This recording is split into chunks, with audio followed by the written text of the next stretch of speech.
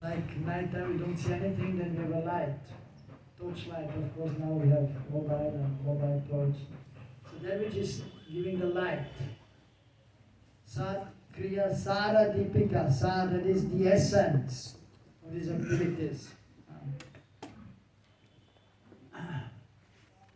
And we know that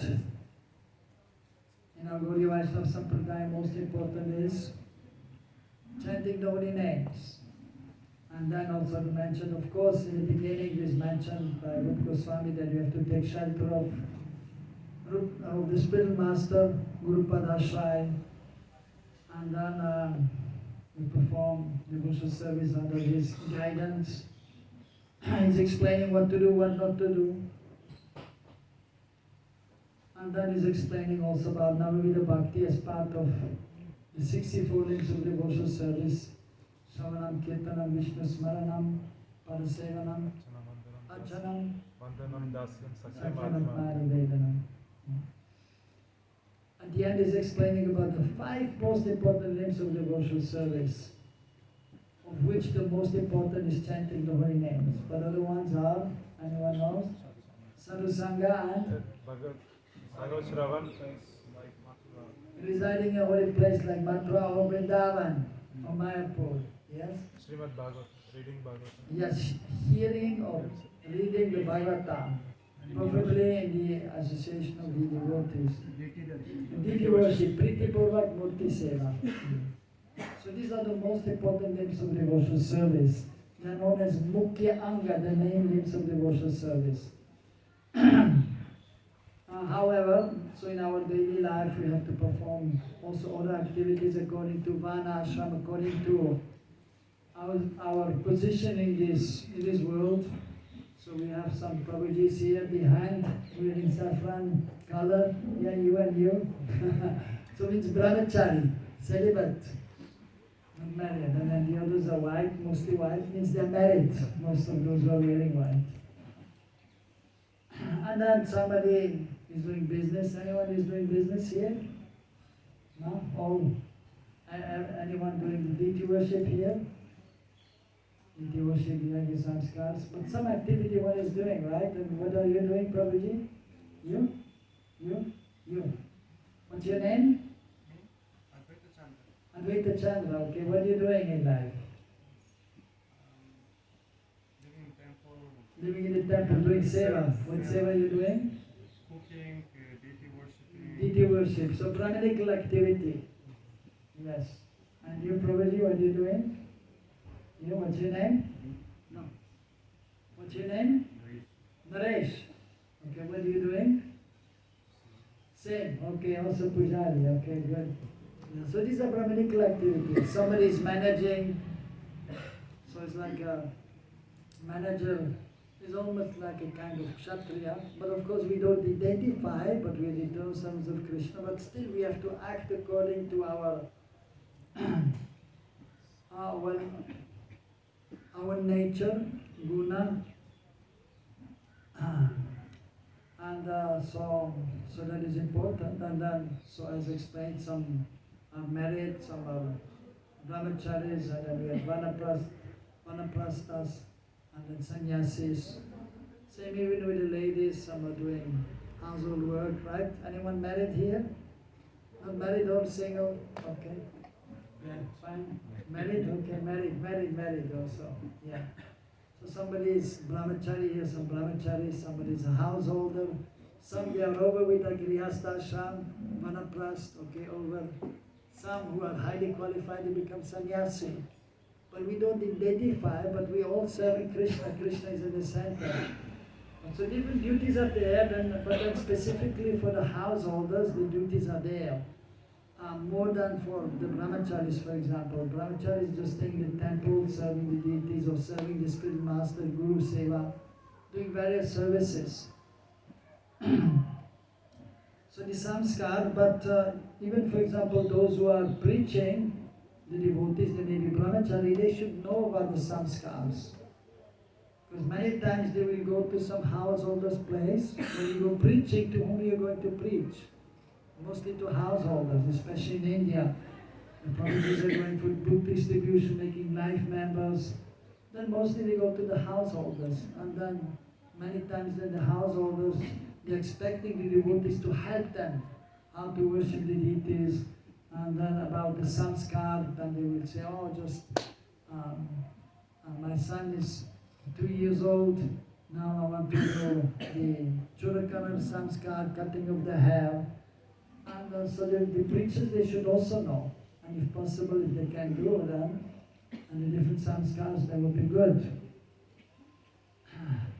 So many times devotees who are preaching here, Sankirtan devotees, they come to me and they ask me, please teach me, because we are going preaching and we don't know. Even deity worship, we don't know how to do yaga and samskar, and they're expecting from us, the people.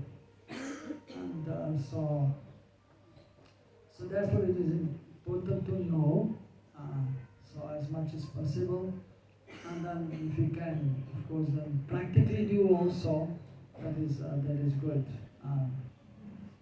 And that is a great need in our society also, to have qualified brahmanas to do the different samskars, because if a child is born, then the name is given. So Namkaran samskar, for that there usually little ceremony is there, that is recommended. So in Mayapur, as explained, so the Gurukul, they had produced one book according to Gopabhatta Goswami's Sakriya Saridipika with the same name, and so that was for many years that the devotees were able to buy these books, but it is out of print since maybe 2 years, and they want to make some changes, some additions or something, and so devotees are waiting. So therefore in the meantime, because also this, they have these 2 books actually they had, and it's a little elaborate. But then devotees sometimes they just want some information, or even sometimes they want to do then some ceremony but in a simple way. Because to do elaborate many times, especially householders, they don't have so much time and they cannot sit for a few hours for a ceremony, they want to do it a little more fast and simple. Just like deity worship. In the temple is very elaborate. And we have 6 offerings and artics, and then dressing the deity, bathing, dressing the deities every day without fail. But at home, not possible to do so many offerings. And then even many times devotees at home, they cannot dress the deities, bathe and dress the deities every day. Sometimes they do once a week. So it is simplified at home, which is all right also, but it is good to know also the proper procedure. And if one wants to learn how to do yaga, not just take information, so that person actually, he should know how to worship the deities. Because when we are doing yaga, that we will explain further, then we have to also do some puja, worship of Guru, Gauranga and Krishna, that is required. So if anybody is interested, so we have here a small booklet, which we actually just put it together. And these are just photocopies. We'll make a book also, just some editing has to be done, but it is practically ready to go to the print. But if anyone is interested, so the cost is actually 100 rupees if anyone wants to get a copy. And if somebody can wait, we can wait maybe 2-3 months, and then the book will be available, and then it will be a little cheaper, but for now we only have this one here. So copies are there. So after even if you can take now, anyone is interested? Yeah. Okay. So you can just, Prabhuji, you can come and you can distribute to all the devotees one copy, so you can already have a look now, and then I can explain. Basically, the most important thing which I'm saying now also is mentioned here in the book. So, but still you can make notes also, or you can, and then of course you can ask questions also, and so that will be beneficial. But because sometimes to write everything down, it takes time, so we have this book, and not only, it is actually in 2 parts. First is only the explanation, and the second part is the mantras are there, which we need to do the yagyas. If somebody is now a second initiated and wants to learn how to do and then do the yajnas, they can go to the second part where the mantras are there. In the first part, all the samskaras are explained, and then in the second part, the mantras are there which we need to chant for the different ceremonies.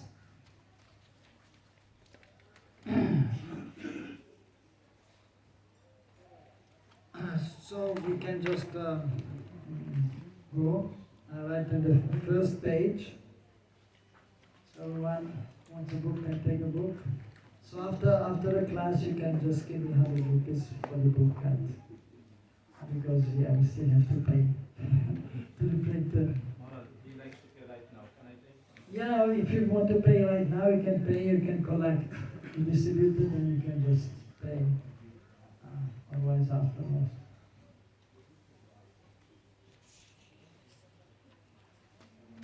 Yeah, so on the first page, first the introduction is there. So I have explained there also the 64 links of devotional service are there.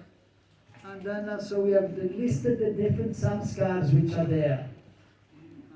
So there are 16 samskaras which are mentioned. Sola samskar. So samskar means actually purificatory rite.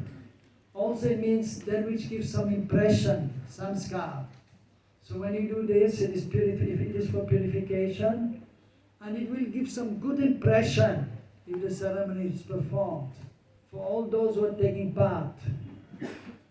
Many times in India, I've been living in India for, well, almost 40 years.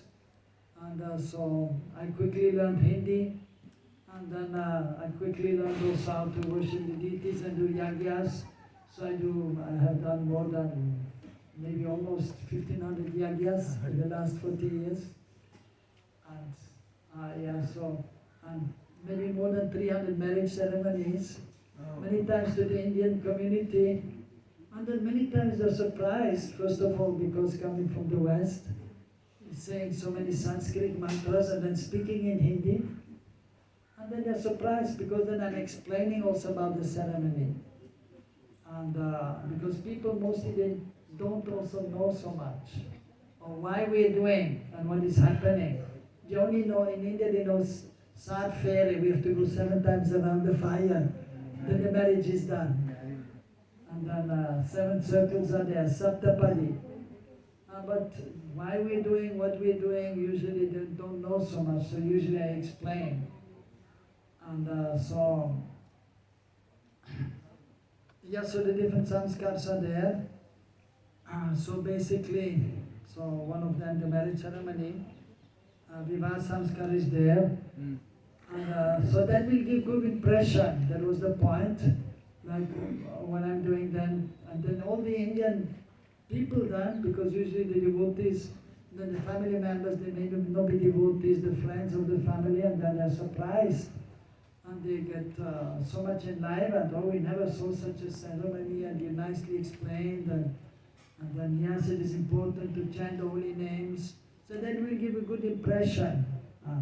And then, of course, yes, for the children also, that will give them the impression so that they may be able to perform devotional service nicely. And that is the whole idea, to do the ceremony, to be purified, and to understand the importance of chanting the holy names, which is most important, and to worship the deities, to hear the Bhagavatam.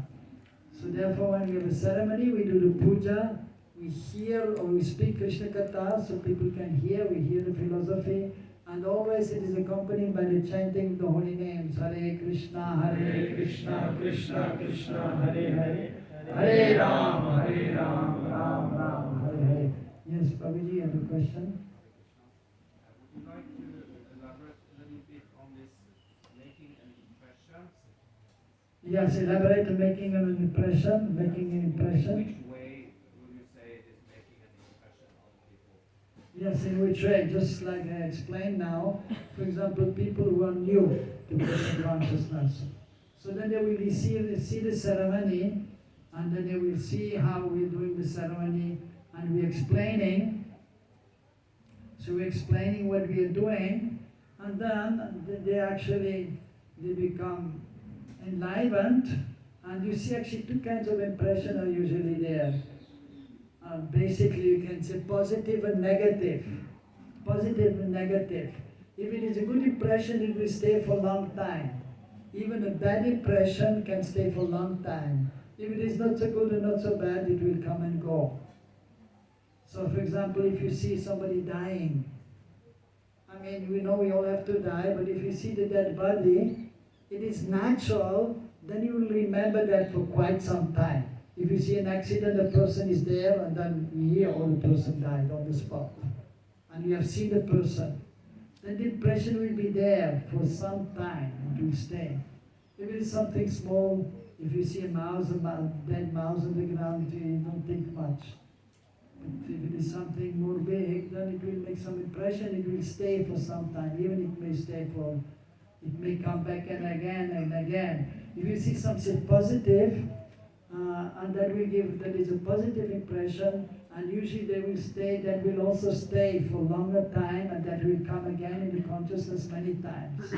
As I just explained, if the people who are new and that they're seeing the marriage ceremony done in a special way, a nice explanation, then they will remember, they will talk to others. Oh, I saw this, one Western person did the ceremony, and it was very impressive. He was speaking so many Sanskrit mantras, and he was explaining in Hindi. Then that will give them some impression, and that will stay in the consciousness. But most important, that is actually the knowledge which is given. And because if you just see the external, there is something, but ultimately the best impression is which you get is by hearing from the advanced devotee. That will actually purify the heart, and that will stay in the heart if one is receptive. There's two kinds of hearing also. One is casual and one is attentive. Like we say, the saying goes, hearing from one ear, you're hearing from one ear and it's going out through the other ear. So Shravanam is hearing. And then that is explained also by Prabhupada in Nectar of Instruction, the 8th verse, the essence of all advice, and the purport is the right thing. Shravanam, that is hearing, and the second is Varanam, accepting. So you're hearing from the Spirit Master, and then you're accepting in your heart. And then it will stay there for a longer time. And that is actually the impression which is required. So generally just doing some ceremony, and then usually because it is sattvic activity, or you worship the Lord, you hear some Krishna Katha, and then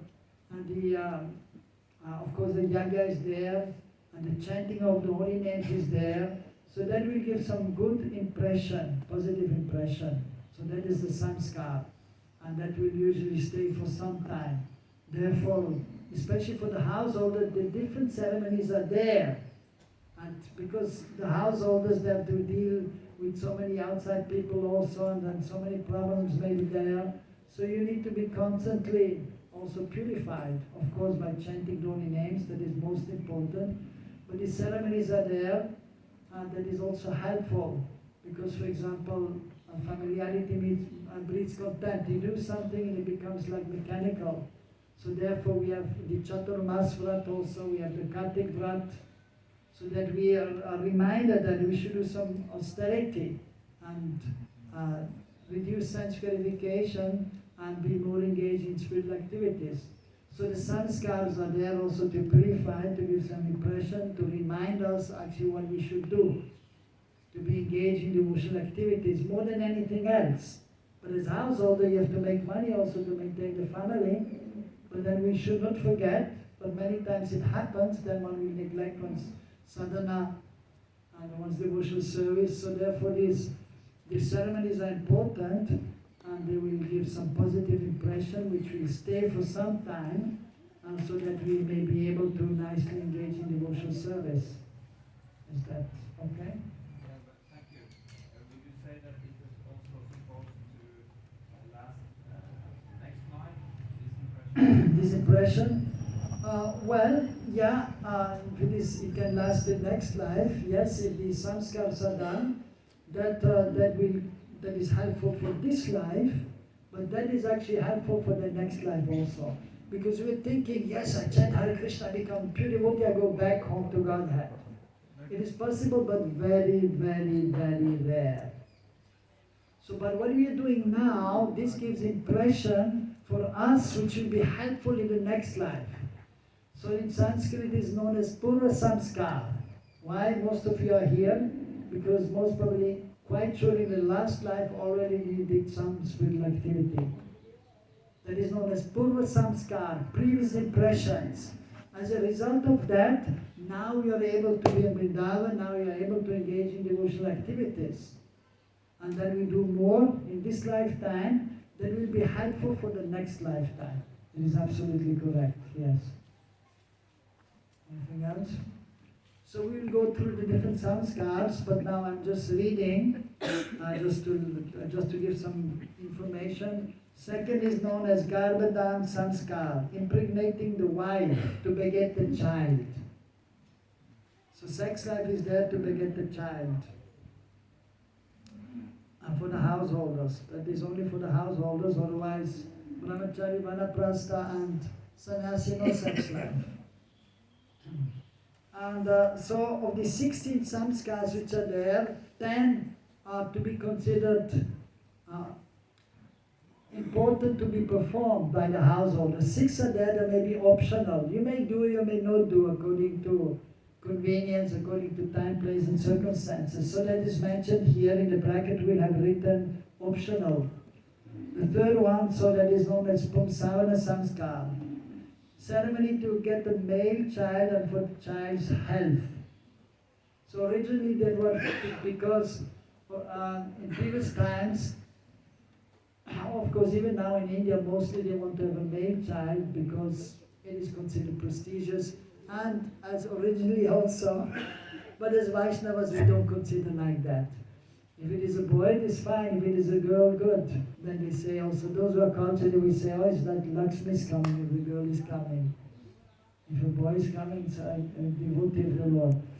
But previously, especially the Kshatriyas, so the king wanted to have a child, and he should become the next king. So therefore they were doing the ceremony also. According to the scriptures, of course, the priest must be extremely qualified.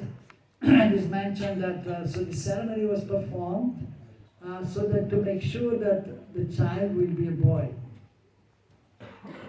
And of course, according to scriptures also, different things you may do in order to have a boy. Like for example, if you do the conception, impregnating the wife, a certain, according to the Titi, according to astrological calculation, there are more chances that you may have a boy. Because these constellations are there, some are males, some females. According to that, if you follow, you have much more chances to get a boy. So those who are very much following the tradition and to want to have a son, the kings, they were following all this and then they were hoping to get a boy. So therefore nowadays it is not so much done because,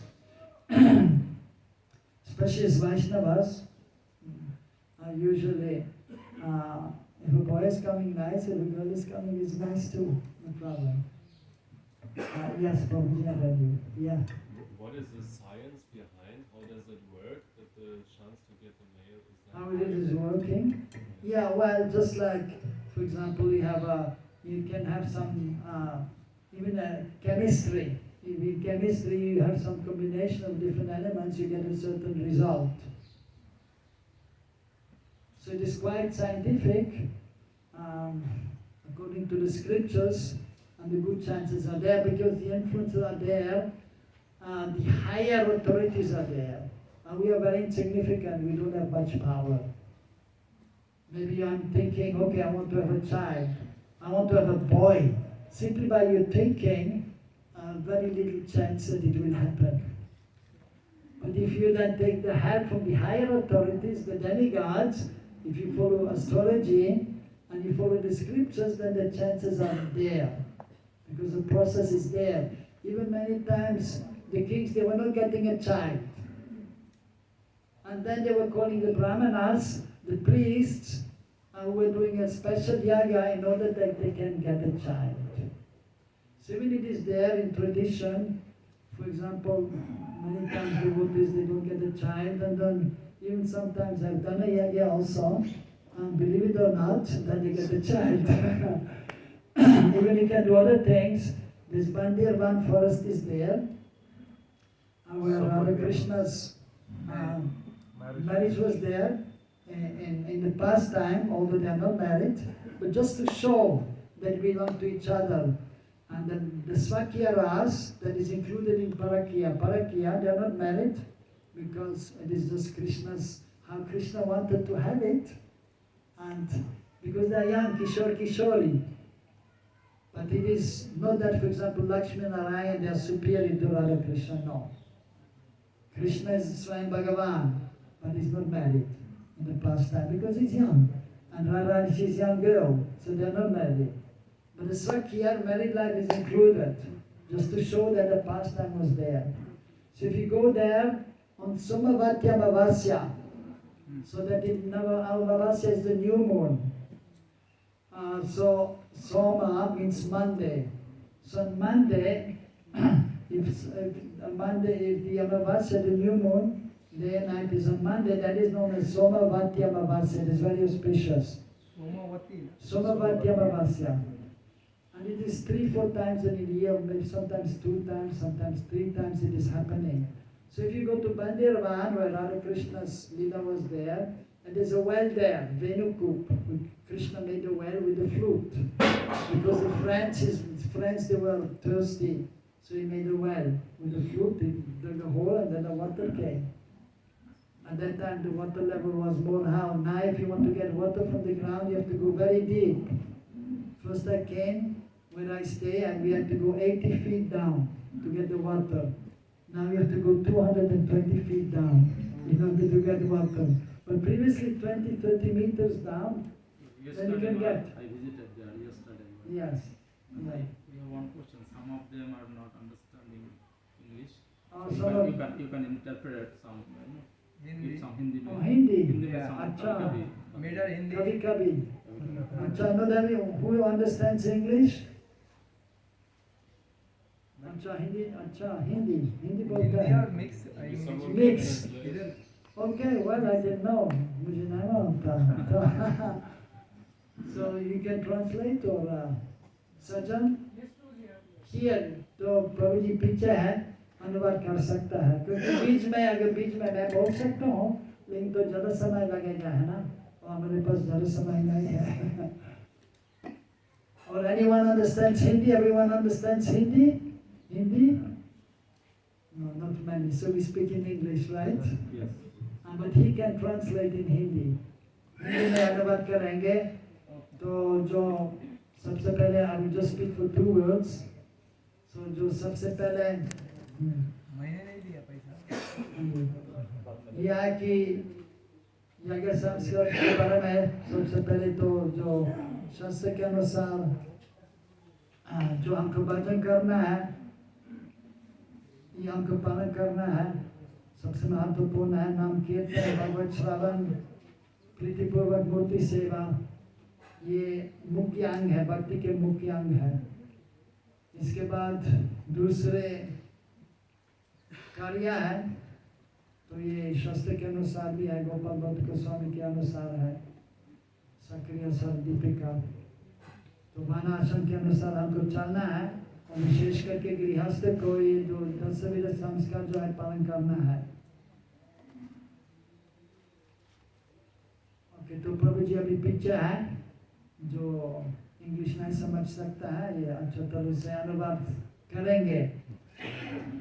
Maharaj, after finishing the class, we can ask question, right? Not now. Yeah, you can ask question. now बीच में भी प्रश्न पूछ सकता है, कोई बात नहीं है. You can ask also in the middle because otherwise you may forget at the end what was the question. Okay? Yeah, so you can ask, no problem. Yes. One question. It is actually said that in Kaljuga the only yagya is chanting of the holy name and the Yes. other yagyas don't work. No, Huh? it is not true. No, it's not true. I mean, It's not, you don't the have- most important yagya is the Mahayagya, that is the chanting of the holy names. The question was, that he is saying that it is said that in the Kali Yuga only Mahamantra will work, other yagas will not work. But this is not true. I mean, we don't No. For example, you got initiated. There was a yagya.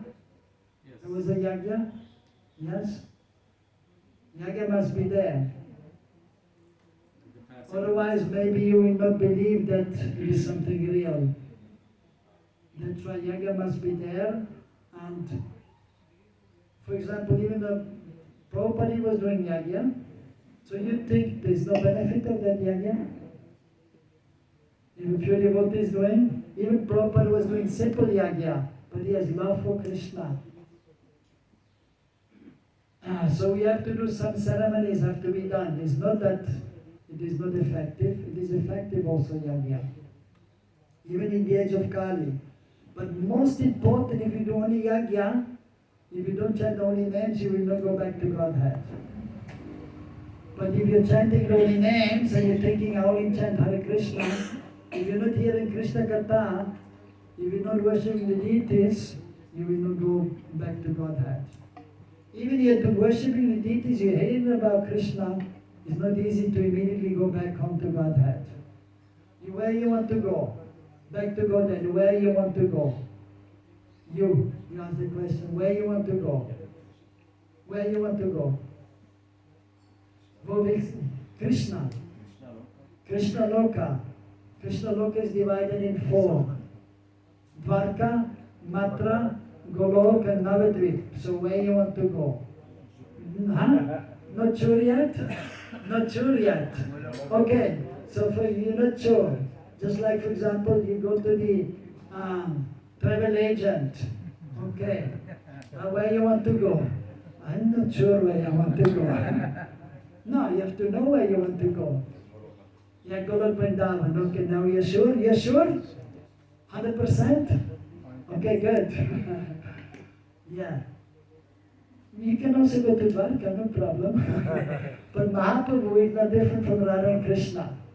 And he can give Dwarka Bhav, he can give Vaikuntha Bhav also, but he specifically came to give Braj Bhav.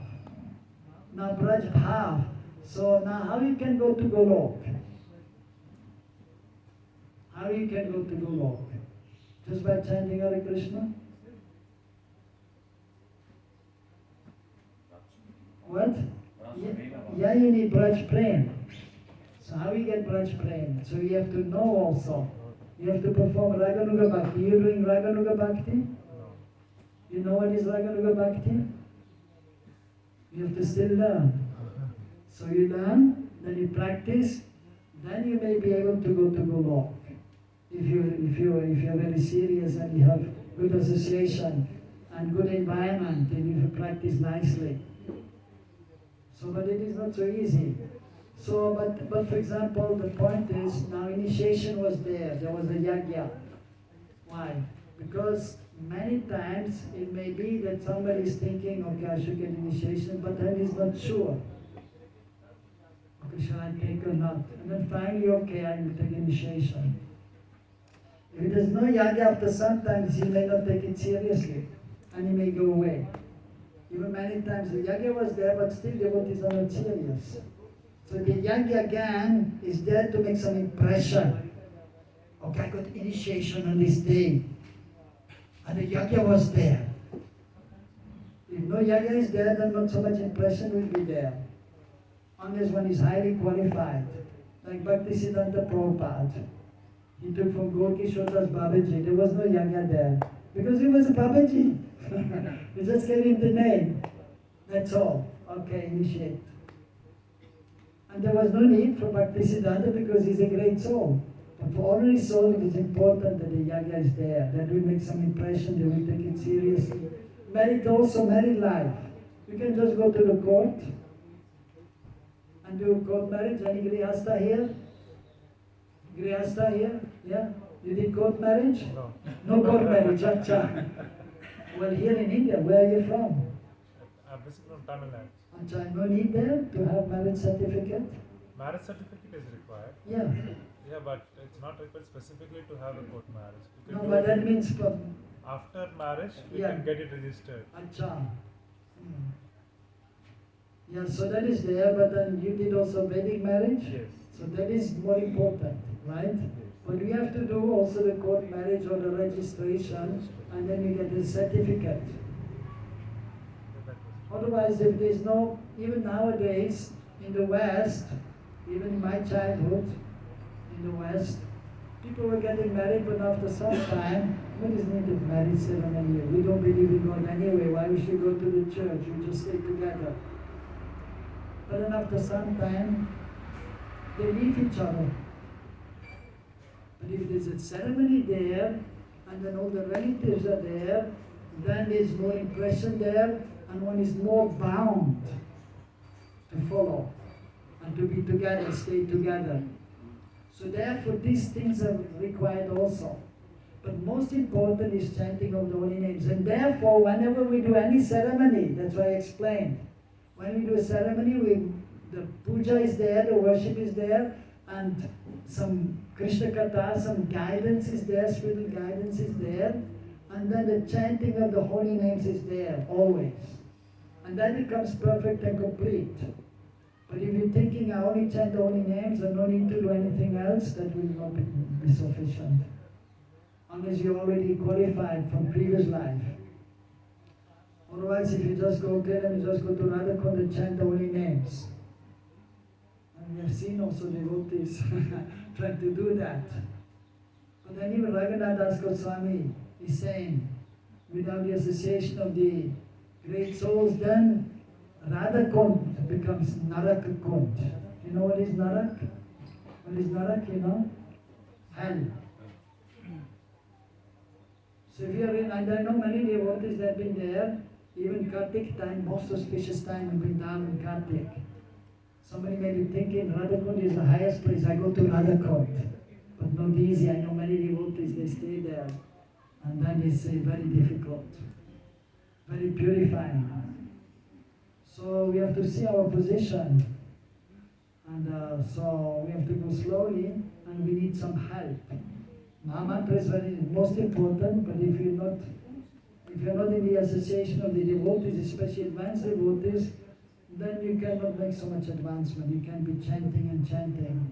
But you need good association, those who are more advanced. Then you will get impressions from there. So one is the samskara we're explaining, but then the most important impressions are there from the spiritual master. They will tell you about Braj Bhakti. He will tell you about Raganuga Bhakti and how you can practice. And then when you hear, the impression will be there. And that will help you. Without that, we will not be able to come to the highest stage of Uttam Bhakti, chanting Shuddhanam. So most important is chanting the holy names, but these activities are important also, that will help so you can nicely chant. If you don't worship the deities, you have no connection to the deities, then you will not realize that Krishna Nama are not different.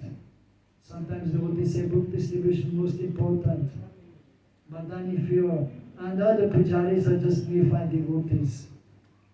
But actually, pujari should be madhyamadikari. He should be properly situated. Even in the 11th canto, there is one verse, 3 kinds of devotees. The Kanishta, Madhyama, and Uttam. There it is mentioned, even devotees sometimes they misunderstand.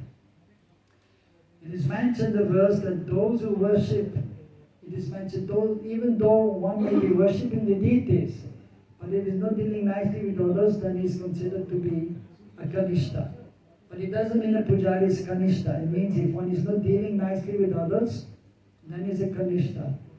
But a pujari should be Madhyam actually. And so we have to also learn the process, as explained. If you want to be a good priest, you must be a good pujari also, you must be a good devotee. And then only you can nicely worship the deities, and then you can nicely chant the holy names.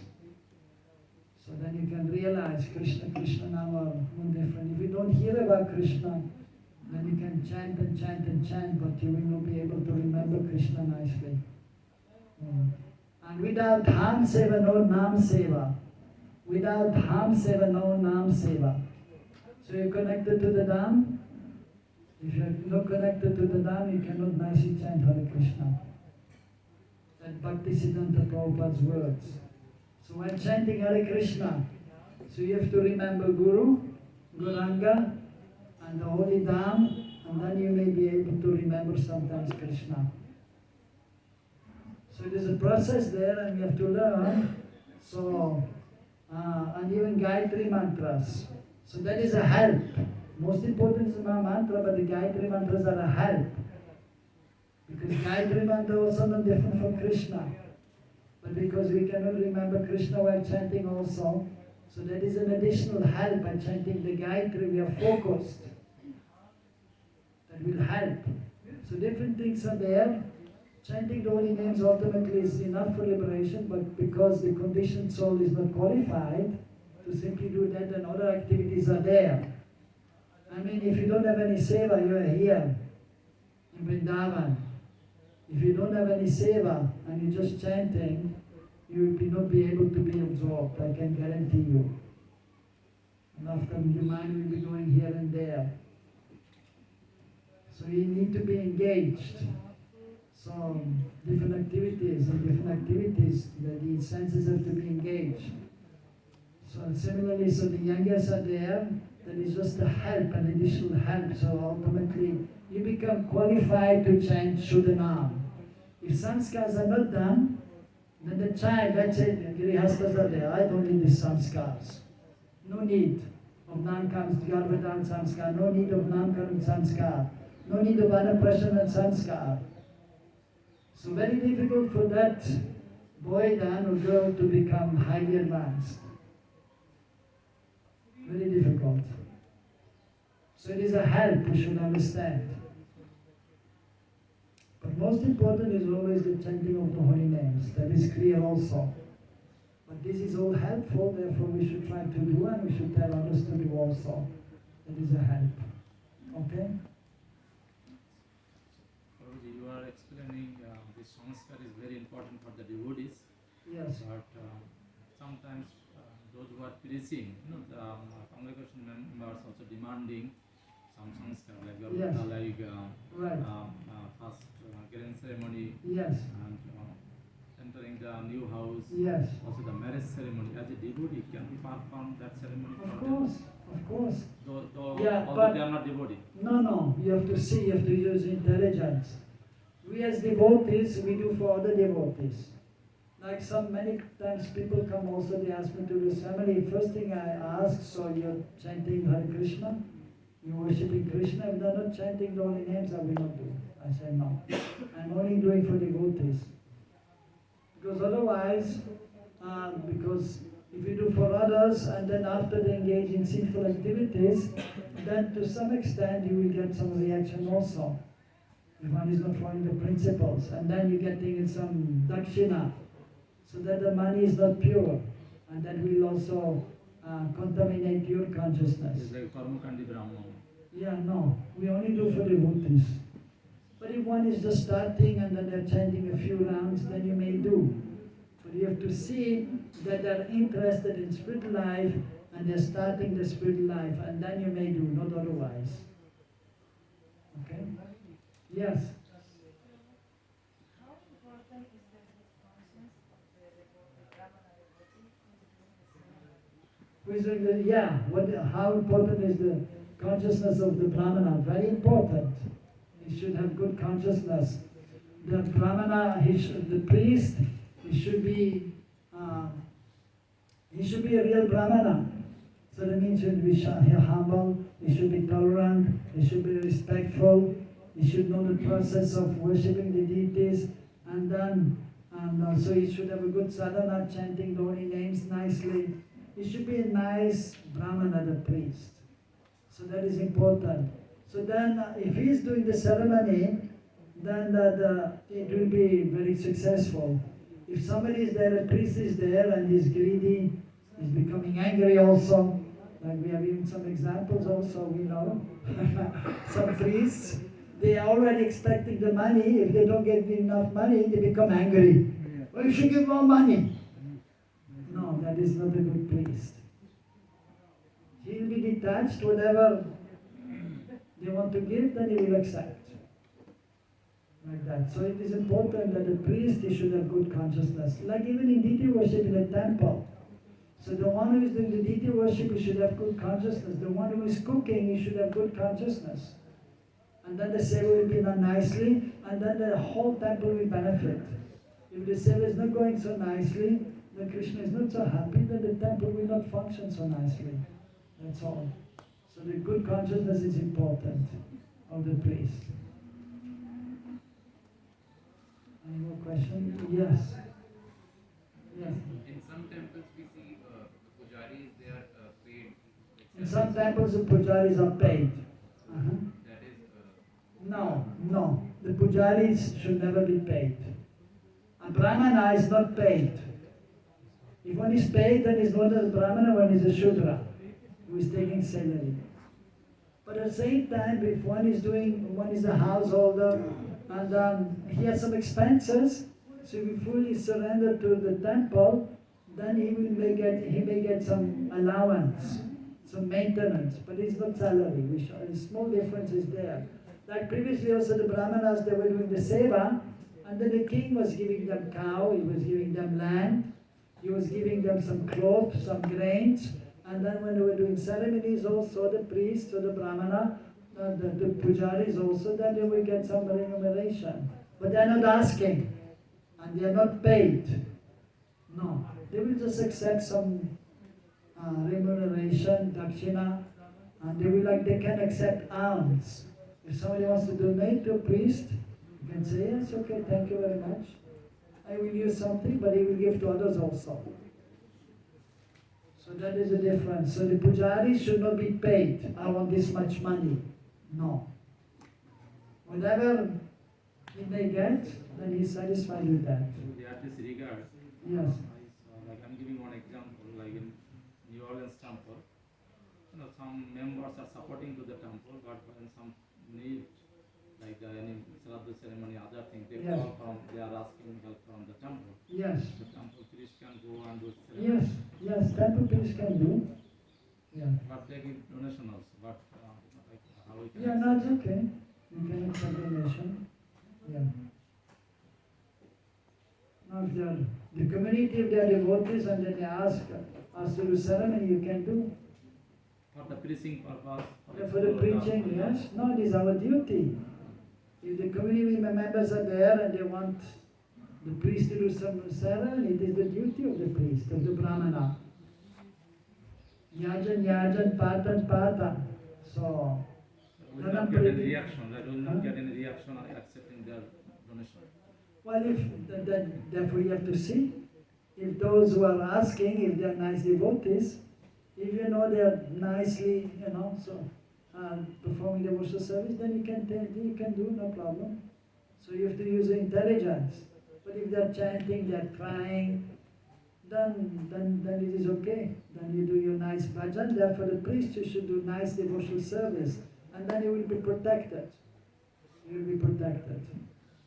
And it is there we have to help others.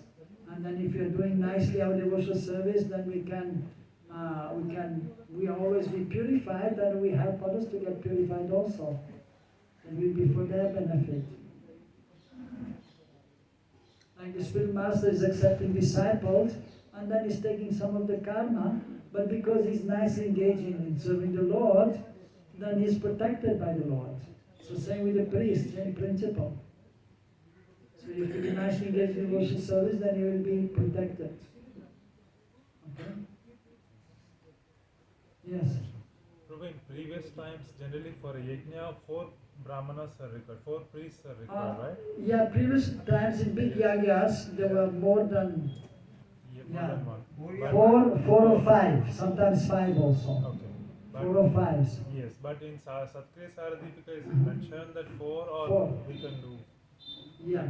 One is because nowadays we don't find such. Yeah, you have to see, for example, if it is a small ceremony, you don't have to have 4 brahmanas. Then one is enough. One is enough. So we put One, four, yeah. 4 pot and 4 corner, 5 Yes. pot. We put the 5 pot, right? Yes, 5 pots are there. Yeah. These are not the brahmanas. No. You call different deities, or the 4 Vedas you call in the pots. Yeah. No, but for smoke ceremony, one priest One is is enough. enough. Who is expert, and that is enough. Maybe as an assistant, but he may do himself everything. But if you have a deity installation, then you need more priests also, then it is more elaborate. And then you have 4 priests at least, sometimes more also. But then the different names are there of the 4 priests. Yes. There are four caring, like devotee caring seva, like spiritual and bodily, social, and also emotional. Yeah, so different. Yes. Yeah. Can we say that these samskaras, like for social well-being or spiritual? Yeah, so different levels of consciousness are there, or different social considerations are there. So one is the spiritual consideration, and one is the social consideration, one is the emotional consideration, and one is the physical consideration. So that is the question. So the samskars, so it is for which purpose it will be. So actually, the samskar, it is helpful for the physical, also for the emotional, for the social, and for the spiritual benefit of those who are taking part. It will cover all aspects of one's position, spiritual and then social also. So by doing the samskars, and then actually because you're worshipping Guru Gauranga Krishna also, you're begging for the mercy, and we have to do every day, we're doing the worship. But when you do ceremony again, you're asking for the blessing. So by doing that already, and the spiritual benefit is there, and we will show also, for example, when you do elaborate the yaga according to Sakriya Sadipika, we worship not only Guru Gauranga and Krishna, but all the associates are worshipped there. Like for example for Krishna also, the Sakis, the Manjaris, we worship. And then we offer Ahuti to Lalita, to Ashta Sakis, Ashta Manjaris. Then when you chant the mantras, you will get, and you offer to them, you will get the blessings. So that is for the spiritual benefit. And by doing the yagya, so then of course if you engage in spiritual activities, then also emotional need will be covered. You will feel blissful. And so emotional need may be there. And that will be satisfied also on the material level. Because we are not always spiritual. We are not always on the spiritual platform. Actually to be on the spiritual platform is not so easy. Mostly even the devotees who are practicing, they're still on the material platform. So by doing the activities, the blessings are there, so you may come to the spiritual platform, Atma Tattva. But when you're the sadhaka, your emotional needs are there. And then therefore the family is there also, and then husband, wife, and they have emotional needs, and they come together and they help each other. And Krishna in the center, because we need a friend also. Sometimes husband and wife, they're not only husband and wife, but they're best friends. So emotional need will be covered. And actually there's also because of the smoke, and of course should not be too much smoke, otherwise you may get some problem with the lungs. But otherwise it is purifying, because the herbs are there, auspicious herbs. Ghee is used, and usually auspicious wood is used. Different kinds of wood are there, auspicious and inauspicious. For the yaga you use auspicious wood, like mango wood, which is auspicious, and other wood which are auspicious you use. And so it is also, and by doing this ceremony, then you do some fasting. You have to fast usually, those who take part. And sometimes fasting is good also, half a day. So that is good for the health also. And basically if you do perform spiritual activities, it will help it is good for the health also, ultimately. And then in social life, you have interaction with others. Then for householder, then you invite the friends. Oh, my son's name-giving ceremony is there, please come. And then in this way, the social exchange is there with friends, with the neighbors. If you're there and in a house and the neighbor is there, or if you have your own house and the neighbor is there, you have some ceremony, and then you try to have a good relationship. You invite them for the ceremony. So then the social needs are covered also. You invite the family members, they come and there's a get together.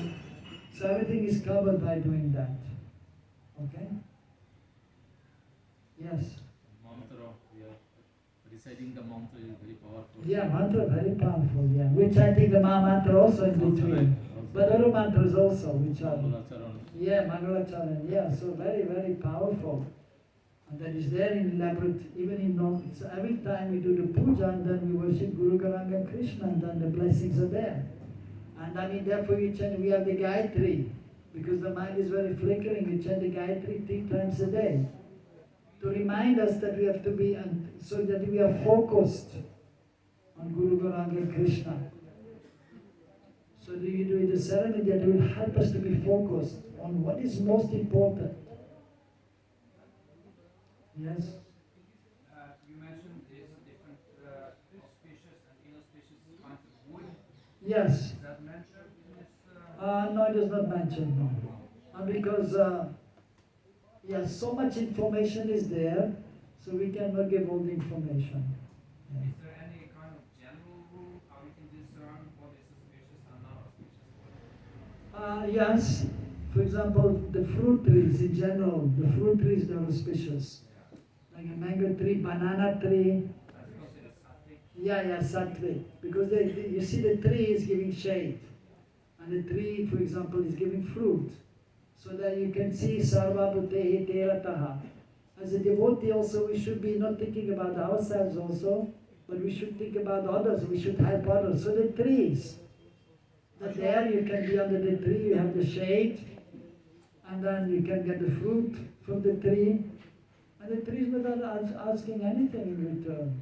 But if you're intelligent, you will give water to the tree. If you have your trees in the garden, if you don't get water, if you're such a miser, then the tree may dry. So you have to give a little care, but not much, and they're giving fruit.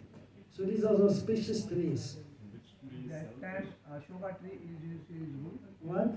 Ashoka tree. Ashoka tree is auspicious, the banyan tree is auspicious, coconut tree also. And which trees are not so auspicious, you want to know, right? Which trees are selfish? Selfish? Yeah. Oh, well, just like, for example, we as devotees, we should always glorify others, we should help others, we should be nice.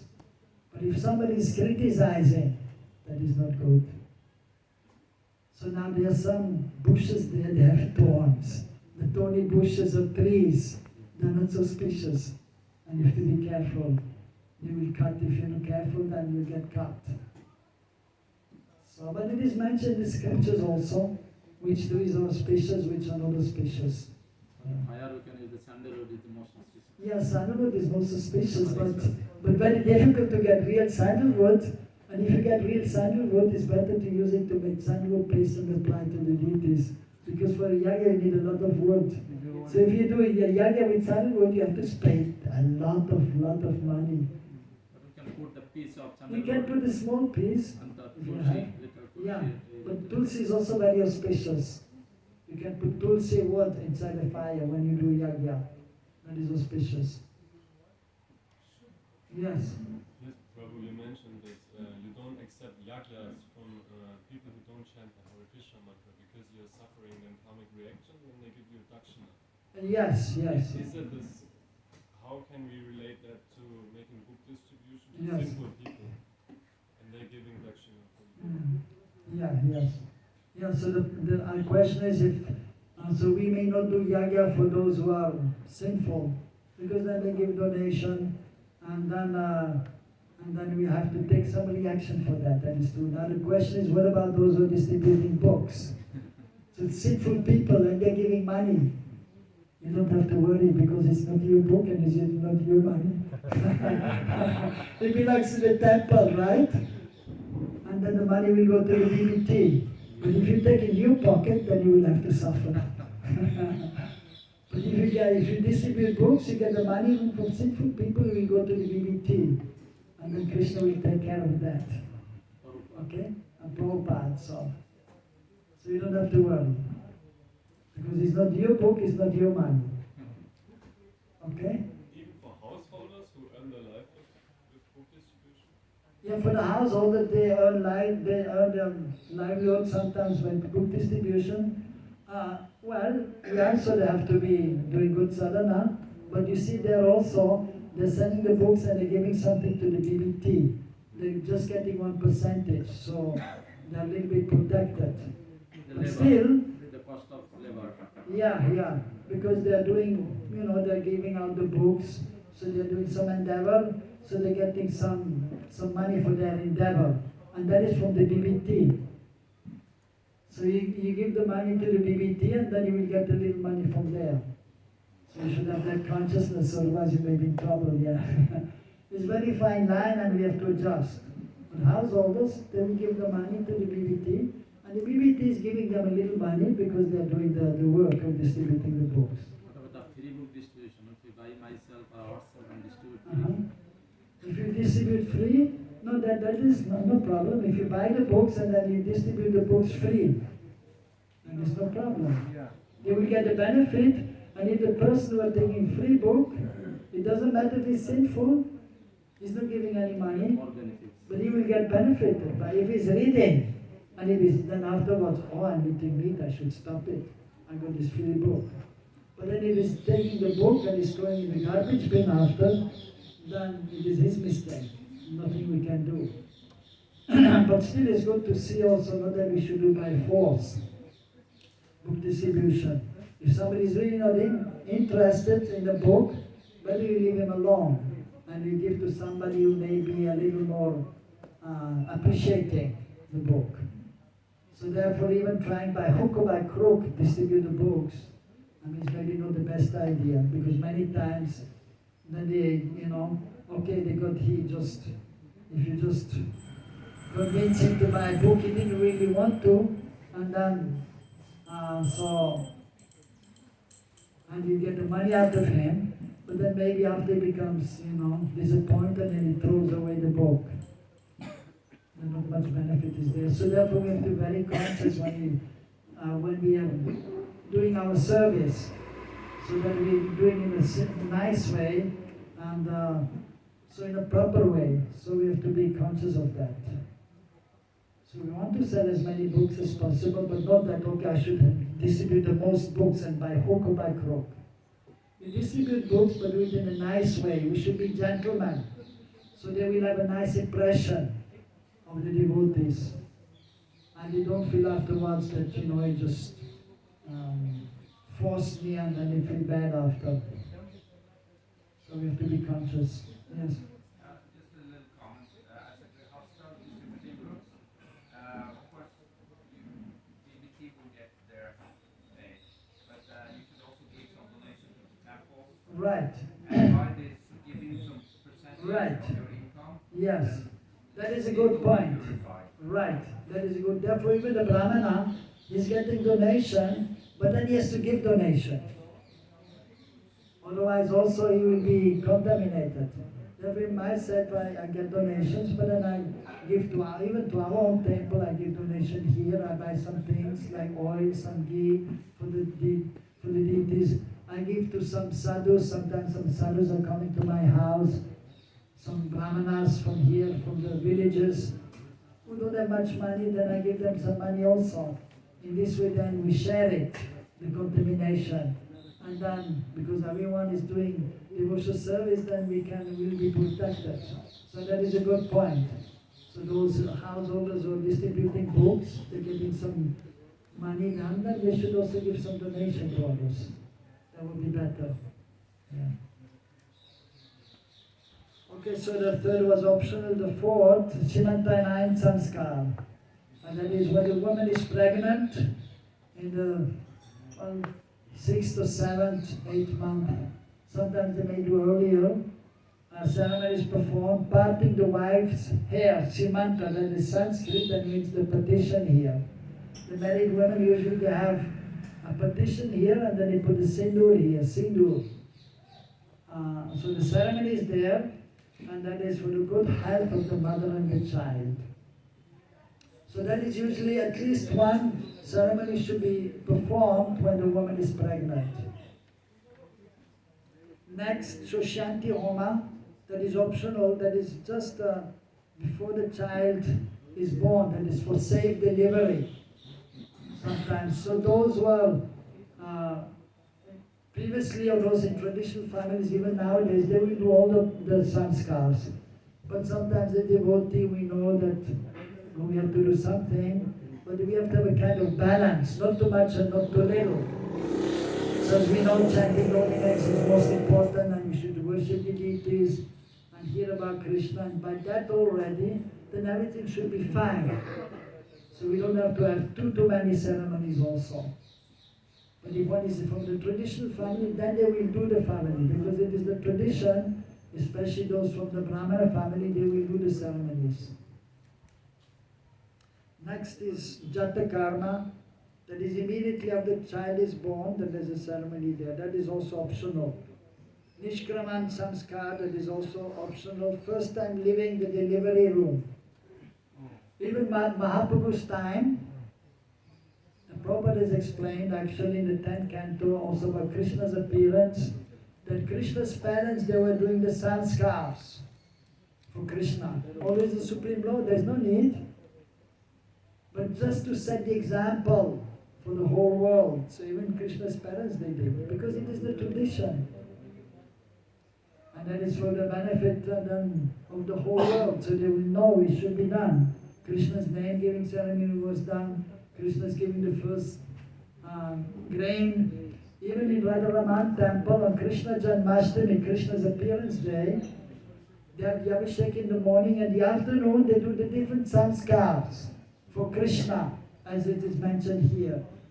Name-giving ceremony for Krishna they do, and they're giving the first grains for Krishna, cutting Krishna's hair. They do that in the afternoon, every Janmashtami. And so the people know that, oh, they even do for Krishna, so we should also do. Because the parents, they don't know Krishna is God. Krishna is our child, so we have to do these ceremonies. But even Mahaprabhu, his parents also, they did all the ceremonies. And of course, even they didn't know in the beginning that Krishna is the Supreme Lord. Our Mahaprabhu is the Supreme Lord. So they were doing the ceremonies. But even for Ramchandra Bhagavan, usually for all the incarnations they come, they appear, but they usually have a father also and a mother, except Varahadev, Nrsingadev, Nrsingadev coming from the pillar. But otherwise, the incarnations, they come as son of such and such person. And then the samskars are performed usually. Next is Namkaran Samskar, name-giving ceremony. So that is always performed. Even previously in the church, there's a name-giving ceremony was there. Even I remember in my childhood, always it was done.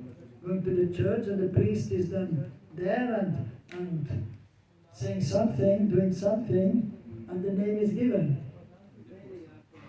Yeah, they put maybe some tilak or something. Yeah, water. Yeah, they sprinkled some water, yeah.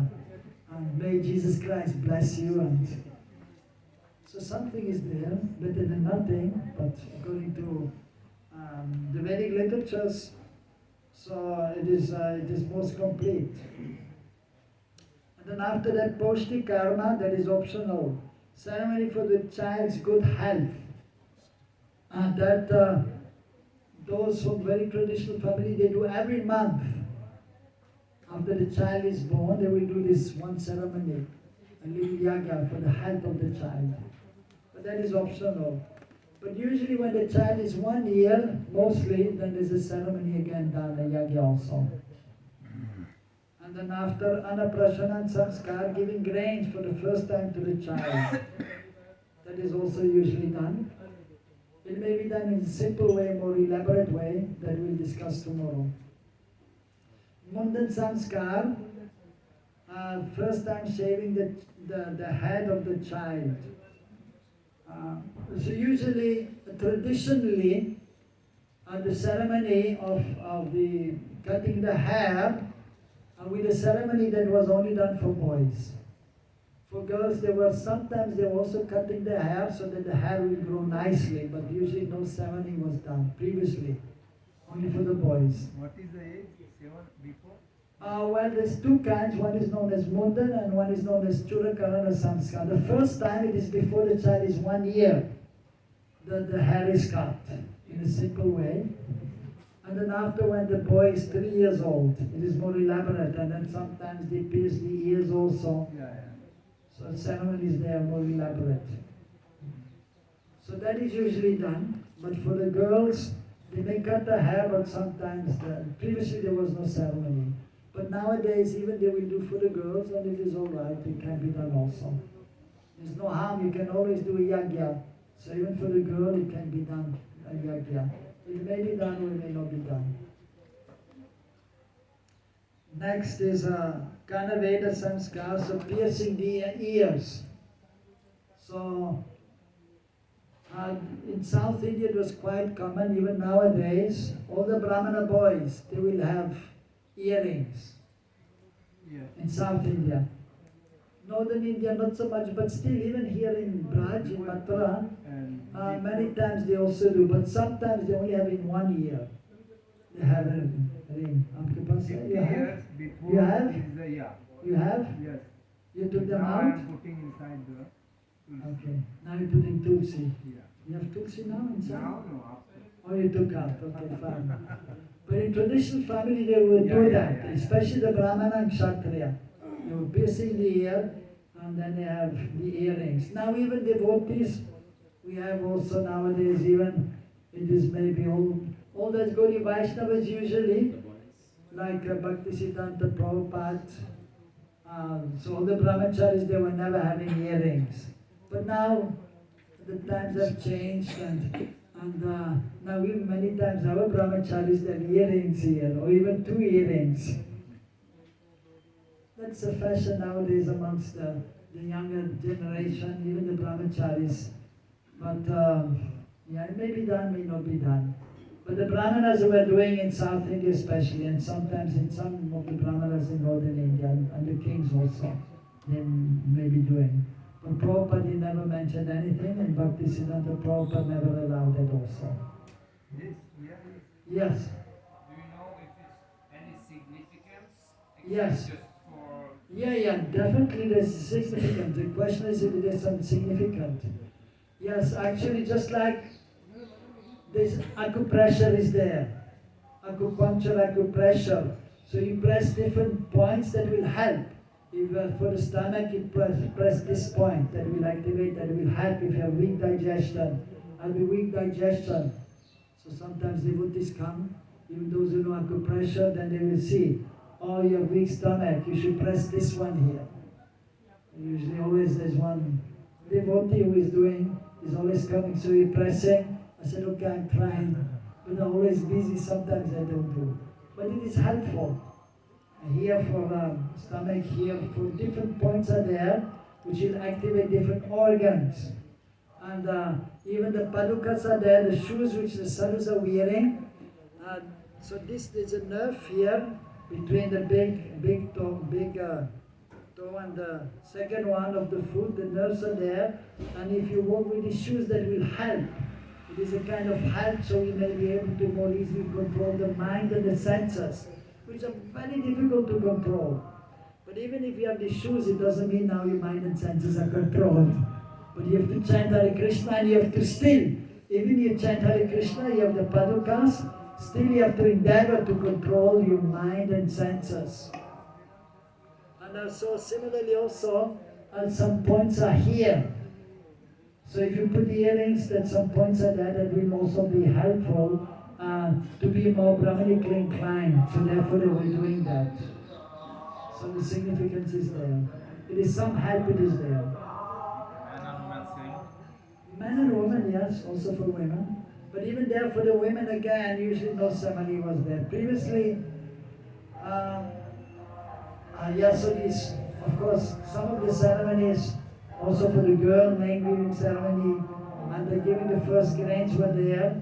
But other ceremonies was there when the boy is getting ready to go to Gurukul. And that is only for the boy in the Gurukul, previously, traditionally. But you have to see time, place and circumstances. Even Prabhupada actually Vrindavan, when he established the Gurukul, because many Grihasthas were there, then he wanted even the girls to also join the school.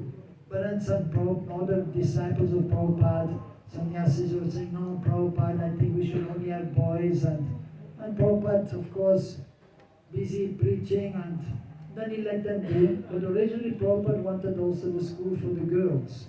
But then of course different things are taught. Traditionally, even for example, Prabhupada, he wanted Gurukul from the age of 5 to maybe 12 or 13, and that should be Vana Ashram College. Then you have to see what is the inclination of the child. Is he Brahmanically inclined, or is he more a Kshatriya nature, or is he just after making some money? Or if he doesn't have much intelligence, he can just do some cleaning. But nowadays the school is there, and it's just for all the same. But not all of them have the same inclination. So traditionally there's the Gurukul there and then Vana Ashram College, according to Prabhupada also. And then the teaching will be different. Like the children who are Brahmanically inclined, very easily they learn mantras. And you see how he's learning easily, he can become a Brahmana. And others are there, they're a little strong physically, then they like to push others and fight a little bit, so they may be Kshatriyas. So the inclination you can see when they're 12, 13, 14, and then accordingly they should be taught. Similarly, so one thing is teaching the boys, and then the girls also. The girls by nature, they're more soft and more emotional. And of course, even there, some are Brahmanically inclined, and some are more in Kshatriya nature also, even amongst the girls are there. But usually it was separate also, the teaching to the girls. And usually it was done at home. Even the Brahmana girls, they were taught at home, and then they become also qualified Brahmani, and then they can get married to a Brahmana. So that was previously the case. They were trained, but the girls were trained at home, and the boys, they were trained in the Gurukul. And so, because protection has to be there for the girls, and so that was there, and it was joint family, and usually it's a few girls were there, and then they were taught. And they were educated also, according to their nature, but then they had to learn cooking also, and sewing, as Prabhupada was stressing that. And the system was that the Brahmana girls were married to Brahmana boys. That is called Anulo, that is favorable. If otherwise, it is known as, well, even for example, the Brahmana boy, he can marry a Brahmana girl or a Kshatriya girl also. That is still Anulo, it is favorable. But usually not Vaishya, never a Shudra girl previously. And so, but if the Brahmani is there, and if getting married to Kshatriya, that is known as Pratilom, it is not the best combination. So previously they were seeing all these things, so education was there, and very, very systematic, the education was there. So but nowadays it is not so much there. But traditionally it was there in India, but even in the West, even actually I was born in Switzerland, and they have the primary school and then secondary school, but after 6 years, then I have actually at least 3 kinds of schools. One is for those who are highly intelligent, which are usually less, and then the second kind of school was there for those who are quite okay in the study, but not super excellent. And then the third one for those who are not really intelligent, and they will learn how to do arts, and like for example, making some cupboards or something with the hands. And then so even there it is there. It was seen even in the West previously, and so you can see even in the West, although they don't know, but intelligent class of people are there. Those who are good in managing, those who are kind of Kshatriya spirit, and the businessmen are there also. And even those who are just not very intelligent, but they are just laborers, they are there, but it is not recognized. So, but following by doing the samskars, then, and then one can be purified more for spiritual practice, but even then for one ashram, that will be, for example, the brahmanas, they were always doing the samskar, and with the hope that it will be also brahmana. The kshatriyas were doing the samskar with the hope that it will also become a kshatriya, like that. So it is a help, it is so that one can become qualified in one specific field. And it is actually, it is very scientific, and it is actually working if you follow properly. Yes, question was there? Sorry, I missed one point about the ear piercing. For male child, they should wear earrings after that, or they should not? No, actually for the, in our Gaudiya Vaishnava Sampradaya, usually they will not do, mostly not. But Only ear piercing ceremony will no, be no, no, no. There's no ear piercing if you're not wearing earrings. Only for those, some traditional families, they may still do. But Prabhupada, he never mentioned anything, but Bhaktisiddhanta Prabhupada never did for his brahmacharis. But for householders, then the society, and then it may be done. And it was done mostly by the brahmanas and the kshatriyas. So traditionally in many places they were doing that. But it is not compulsory to No, you don't have to pierce and you don't have to wear earrings, no. That is optional. And yes, as Mahaprabhu said, simple living, high thinking. So even the dressing, the dress code, I mean simple clothes and prasad, I mean simple prasad, everything simple but then high thinking. That is the principle taught by Mahaprabhu and then also then the acharyas. Yes. Just a little detail about the hair cutting ceremony. If there's no separate barber available, Yes. is a priest So if there's no separate barber, like many times in the West, if the priest can shave, no, the priest should not do. Because he's doing the yajna. So the hair is not clean. If you're shaving your hair, you become contaminated. No. Some of the family members should do. The priest will not do. He will do the ceremony, he will not touch the hair. And yeah, the barber is there, but if no barber is there in the West, usually barber is not there. Of course the barber shop is there, but we're not going to the barber shop and shaving and then doing the ceremony. Then the devotees will do. One of the family members. Better also than not the father and mother, because they have to be there for the ceremony. Usually the mother will take care of the child, so the father should remain clean, because he has to do the yajna there also. Yes? So that shaving is supposed to take place as the yajna is going on or before? And now mostly it is done before. Yeah. But sometimes due to practical reason they may first do the yajna and then they may do the hair cutting ceremony. But not doing the yajna, usually before.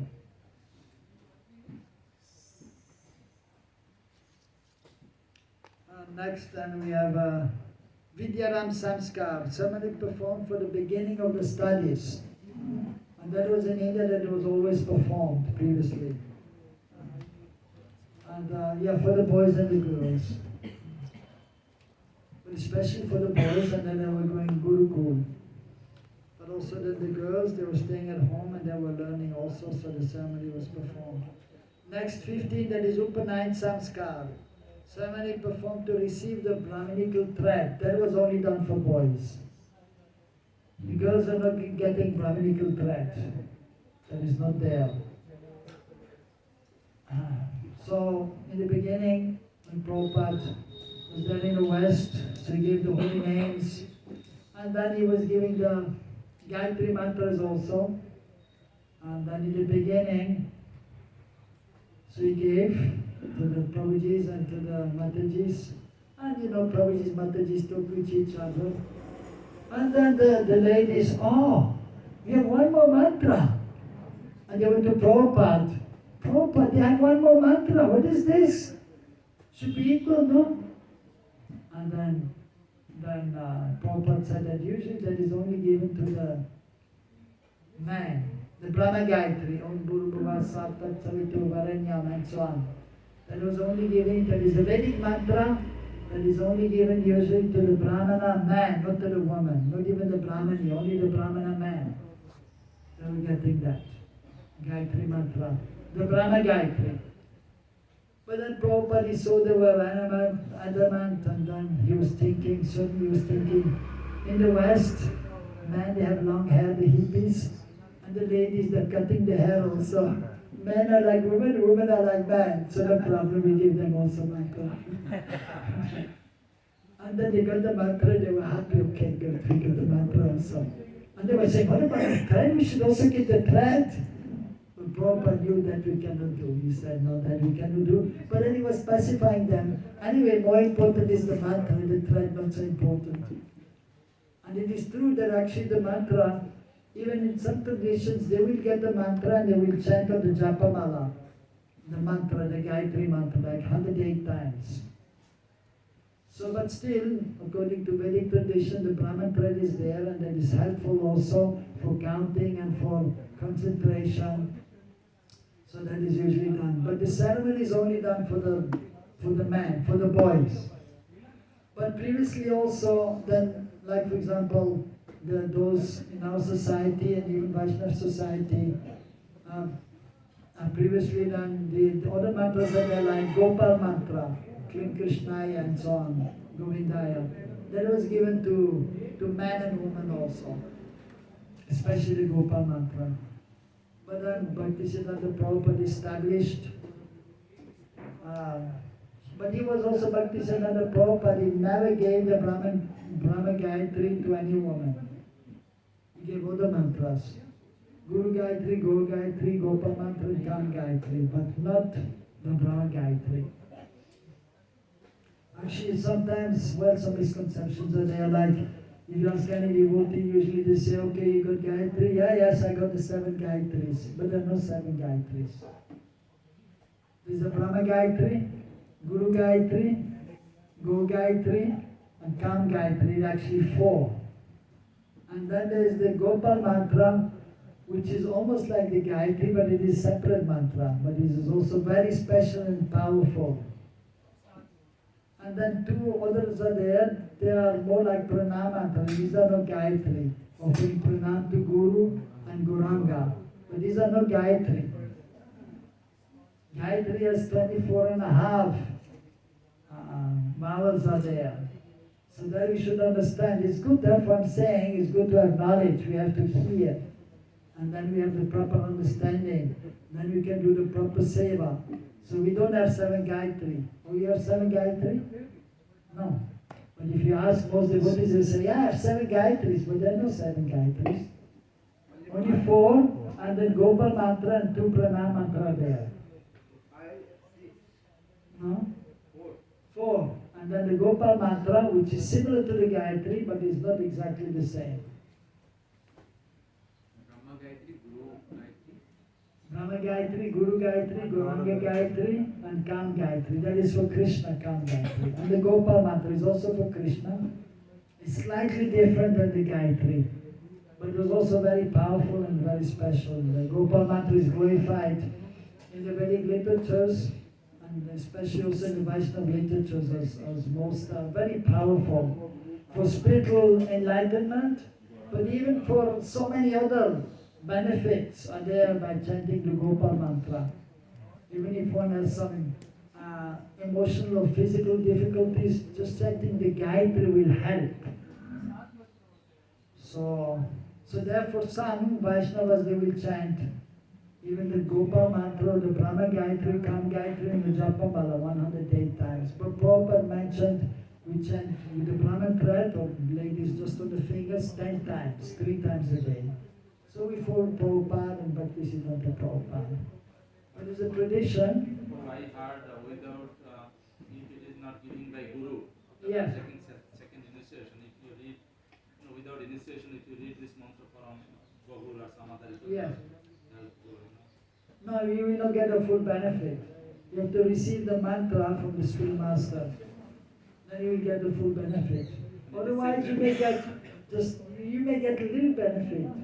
Let's say if you see in Google the Gopal mantra, then you will see the names of Krishna there. Some benefit will be there. But then you have to know the rules also.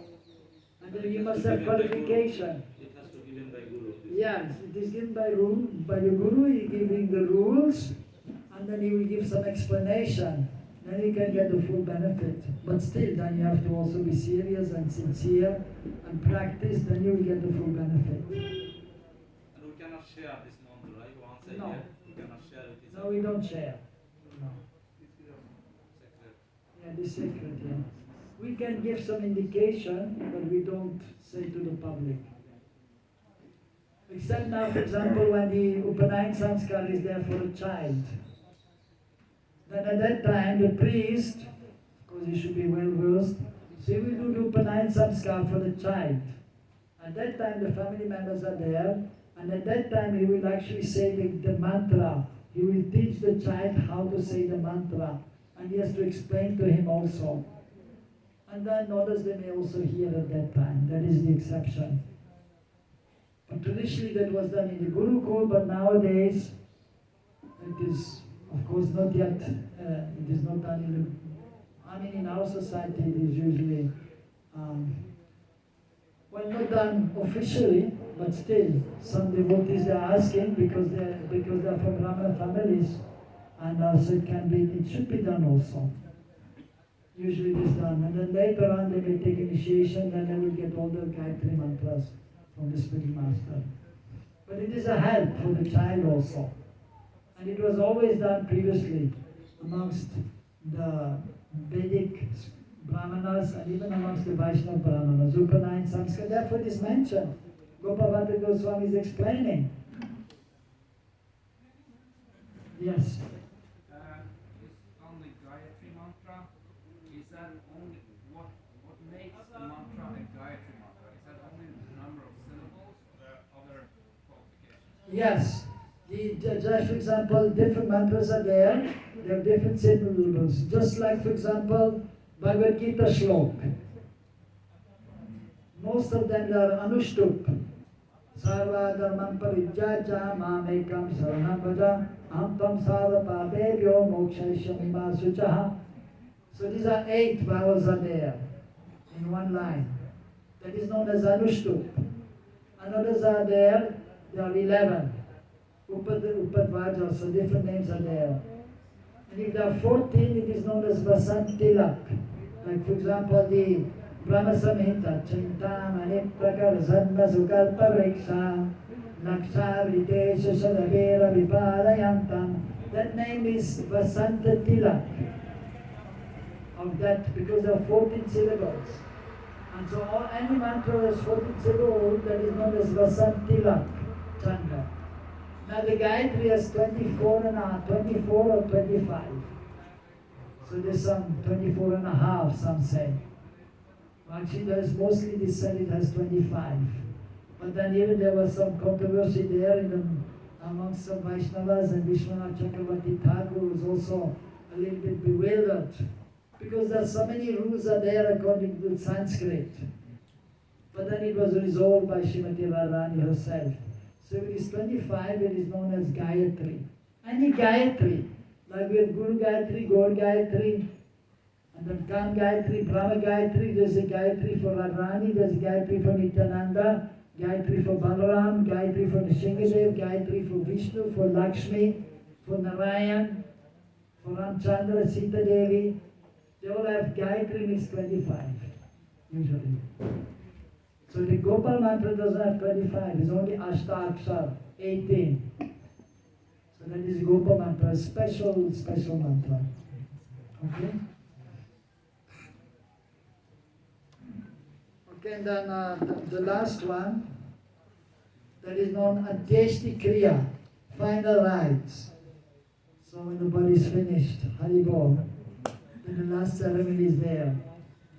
Going to the Jamuna and burning the body, and everything goes in Jamuna. In the West, of course, you have to burn in somewhere the body is buried. So the last rites are there for the body of a human being. But even after that, actually, there's more to go. like for example, somebody leaves the body. Yesterday, when was it? Yeah, yesterday, one of our pujari's wife left the body. So now they're supposed to go to burn the body. Now they must have gone. So that is the last thing for the embodied jiva in that body. The body is burned, finished. And the jiva will have to go somewhere else. But then afterwards, after 10 days, there's a ceremony again. That is for the purification of the family, because when somebody dies, it's not so nice. And after 10 days, for the Vaishnavas. For the Brahmanas, it's after 10 days. For the Kshatras, it's after 12 days. For the Vaishnavas, it's after 15 days.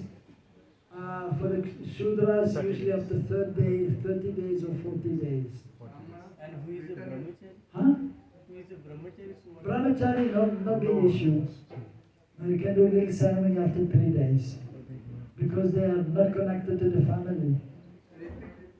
Yes, for Brahmanas after 10 days. But for the Vaishnavas, usually we do after 10 days, because you expect the Vaishnavas to be just like Brahmanas. Even they may be from any background, but by chanting holy names, being in the association of the devotee, worshipping the deity, one becomes just like a Brahmana. So therefore for the Vaishnavas, usually after 10 days, on the 11th day, a ceremony is performed.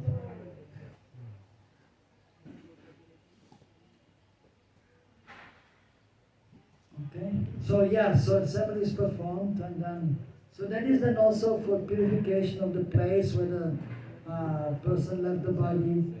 And it is also, for example, if the devotee even is not perfect, then this ceremony will give him some extra benefit wherever he is going, wherever the jiva is going, because it's not easy to go directly to Goloka. Even if one is, well, like for example, who stays in Vrindavan? You stay in Vrindavan, you're sure? You're sure? Sure. You always remembering Krishna? Yes? Tears are coming when you're chanting holy names? You see Krishna playing the flute when you're chanting? No? Okay. So, yeah, only chanting, yeah. So it is mentioned by Vishwanath Chakravarti Thakur, there is a covering of the holy Dham. Only those who are pure and fully absorbed in Krishna consciousness, they are in Vrindavan. Everybody else is staying on Vrindavan actually. You're staying on Vrindavan, right? Yeah. So everyone is coming here. To be in Vrindavan is very rare. You must be in good association and you must be chanting Shuddhanam, then you are in Vrindavan. Otherwise you're trying to be in Vrindavan, in fact. But if you're not free to modes of material nature, you're not in Vrindavan. You are under the modes of material nature. You are on Vrindavan. So there's a covering of the holy Dham. Chinmay Dham. Yes. So I have a question. These great souls, like Yes. the Goswamis, my impression is that sometimes they could see Krishna and Yes. they take part in that, and at other times, they were running around, where is Krishna? Yes. So, Yes, yes. that Yes. sometimes things, sometimes not. Yes. So Prabhuji is asking question that sometimes the great souls also like Rupa Goswami, Sanatana Goswami, they are seeing Krishna. Other times they are crying, Krishna, Krishna, where are you, where are you? What is their situation? So they are always in Vrindavan, the great souls. But sometimes they are seeing Krishna, that is known as Antardasha. They are internally absorbed. They see Krishna's pastimes, and they are also taking part in the pastime. Because actually like Rupa Goswami is always in Golok. So when he's here, it doesn't mean he's not in Golok. Rupa Goswami is coming here, but he's also there as Rupa Manjari. So when he's nicely chanting Hare Krishna, he's always chanting nicely, but when he's absorbed, Antardasha, then he's seeing Krishna and Radharani and the gopis and the manjaris, he's seeing the pastime and he's seeing himself serving there. Other times he's chanting and then he's not seeing, by Krishna's arrangement, he's not seeing the pastime. But he's knowing still, I'm actually Rupa Manjari, but he's not fully absorbed. But he's chanting holy names, but he's not seeing Krishna. But then he's still satisfied because when you chant Hare Krishna, we're connected and he can understand, and sometimes still he sees, but he's not seeing everything in the pastime. Other times he's Bharir Dasha. He's thinking, I'm Rupa Goswami, I'm very fallen, I cannot see Krishna. And then he's crying, Krishna, Krishna, where are you? That is Bharir Dasha. I'm a sadhaka, I'm an ordinary person. He's thinking in this way. I'm very fallen. I don't have love for Krishna. Everyone is serving Krishna, but I'm not able to serve Krishna. I'm not able to see Krishna. And he's crying and crying because he cannot see Krishna. That is Bhair Dasha. So that is by Krishna's arrangement. So he's there as a sadhaka, thinking I'm Rupa Goswami. And I have no love for Krishna because the pure devotees are most humble. They know they are completely insignificant. So that is the situation. Okay? Prabhupada. Yes. Prabhupada Prabhupada? was in Western country, but always he was observing Vrindavan. Yes. One time he was in New York and he was talking different things. And then I was speaking about Vrindavan and he said, I am always in Vrindavan. Because he has love for Krishna, so he's seeing Krishna, even though he was in New York physically. So he was always in Vrindavan. Others are here, and even here you can see many people even sometimes you do parikrama of Govardhan, like on full moon day and night. People are going there even with the phone, and then sometimes even when they're materialistic, they're hearing some Bollywood, Hollywood song. So they are not really in Vrindavan. And then they're thinking, even some pujaris are there, then they're thinking, I want to go to America. And then many have gone to America also. So they're thinking about America while they're here, even serving the deities. So they are not really absorbed and they will go to America. So that is there. So we have to try, we want to be in Vrindavan, we try to be in Vrindavan, free from the modes of material nature. So any one of you free from the three modes of material nature? Anyone free completely? If you're completely free, then you're really in Vrindavan. Yes. If you're not, you're completely free from modes of material nature? Yes. No? No, yes? You're thinking about it, huh? But now is the very free. Now you're very free. You can see Krishna. What is Krishna doing now? What is Krishna doing? What is he doing now? What is Krishna doing now? What? Gomata what? No. He's saying, I'm asking, so you see Krishna? Where is he now? What is he doing? He's saying he's there with the cows and the calves. What is the time now? What is the time? 1 p.m. Now Krishna is in Radhakund with Radharani, Lalita Vishaka, no cows and no cowboys. And he's there playing with them. Different games are there. So, When anybody see, he will not say. no, yeah. So, those who are highly advanced, they know what is what and they know who is who. So that's why I'm saying to find somebody who's really in Vrindavan is rare. Even Bhaktisiddhanta Prabhupada, he came here for Brajmandu Parikrama. And then many disciples were there and preached verses. Jai. Jai Krishna Bhava Krishna Guru Ki. And then he was almost crying and he was saying, I'm here in Braj hoping to see many pure devotees. But I hardly see any pure devotees here. Even there he was there in Radhakund, the most exalted place. But to find a pure devotee, fully absorbed in Krishna is very rare. So anyhow, we are trying to be in Vrindavan. We are trying to enter Vrindavan and see Krishna and Krishna's pastime. That is the goal, but it takes some time. But even to be on Vrindavan, it is nice, no problem. And you get so much benefit by being here on Vrindavan. But yeah, so that is the situation. Yes. There was this situation, and Prabhupada said actually 70% is enough. Yes, 70%. 30% Pure Yes, in order to go to Golok, you must be 7%, 70% pure. Yeah, Prabhupada said, yeah, Prabhupada is very merciful. And even if you're not 100% pure, you may be able to. But first of all, you cannot go directly to Golok. Not possible. Even you leave the body here in Vrindavan and you will attain Sarup Siddhi, you realize your Sarup, you will not go to Golok immediately, not possible. First you will go to one universe where Krishna is performing his pastimes. And you will take birth from the womb of a gopi. But first you have to know what is your Sarup. What is your relationship with Krishna? You are a cowboy, you are a gopi, you know? No? You don't know yet. So that is Sarup Siddhi. If you realize that, then after giving up the body, even here in Vrindavan, you're not going to Golok. You will go to one of the universes where Krishna is performing his pastimes. Then you will take birth, and then you will be able to enter the pastimes, and then you will be in Golok. That is the procedure.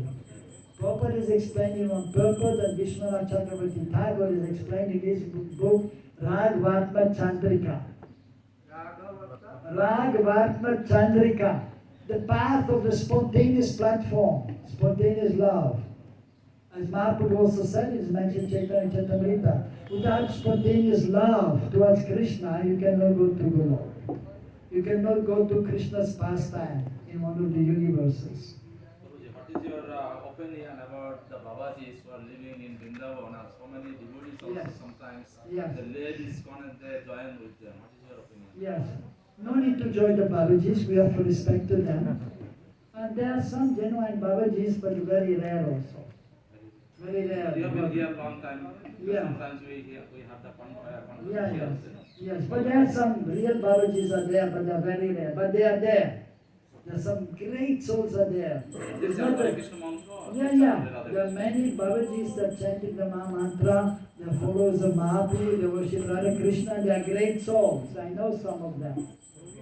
Then the Gauri Vaishnava Sampradaya, I mean, they were doing bhajan before ISKCON was there, or even, so they are from other branches, but their great souls are there, but they are rare also, but they are there. You should not think that only in ISKCON there are pure devotees, there are also other pure devotees are there, or other Vaishnavas are there who are pure devotees. But you have to chant Hare Krishna. Yes, I'm chanting Hare Krishna. Yes, they're there. But they're rare. But real Babajis are very rare. But they are there also. Because once somebody told Prabhupada, Radhe Radhe, Prabhupada said Hare Krishna. Yeah, Prabhupada yeah. didn't say Radhe Radhe. No, yeah, mostly Prabhupada said Hare Krishna, but it's not true. Prabhupada also sometimes said Radhe Radhe. That is even recorded. Prabhupada also said sometimes Radhe Radhe, but mostly he said Hare Krishna, so we follow. For the public. Yeah, but sometimes Prabhupada was also saying Radhe Radhe. Okay? Okay, yes. I just had a little comment on this 70%. Yes. Oh yeah, I didn't finish it, but you can say something, then I will say something also. Well, I read somewhere that Prabhupada said that to go to the spiritual world, you must be 100% Krishna conscious. Yes. And then he saw that his disciples there were became a little, despondent because of it. Yes. Thinking that no, that's hopeless. And then he said, well, okay, 90%. And then still they were a little, disheartened. And then went down to like, okay, 80%. And finally, I think 70%, yeah. Yes, that is true. It was like this. And just like Prabhupada said, chant 16 rounds and follow the 4 regular principles and you go back home to Godhead. is it right? It is true, but still, at the same time you have to understand, if you're not chanting the pure name, Shuddhanam, you will have to take birth again. But you're on the way back to Godhead. Whatever Prabhupada said is true. So you're on the way back to Godhead if you chant the whole life 16 rounds and follow the 4 regulative principles. But as explained, you cannot go directly to Golok. But first of all, you have to go to one of the universes where Krishna performed his pastimes. And mostly, first you have to get the mercy of Sri Chaitanya Mahaprabhu. And then you may be able to, after that, by the mercy of the six Goswamis, then you may go to where Krishna performed his pastimes. So in this way, so we have to understand Prabhupada was merciful and he was encouraging his devotees. One time also Prabhupada said, even if you have one desire to enjoy Rasgula, if you have a desire to enjoy Rasgula, you have to take birth again. So, but I'm seeing that devotees, they were done, because devotees usually want quick result. That is, in the fast world, you want to do something when you want quick result. But then bhakti, to get Shuddha bhakti, you have to be very, very patient. That is the situation. So, so Prabhupada is merciful, and by his mercy, one can get some special kripa. But now, what is 70% also? That we have to see. Where are you now? How many percent you have done? How many percent you have done of Krishna consciousness? Huh?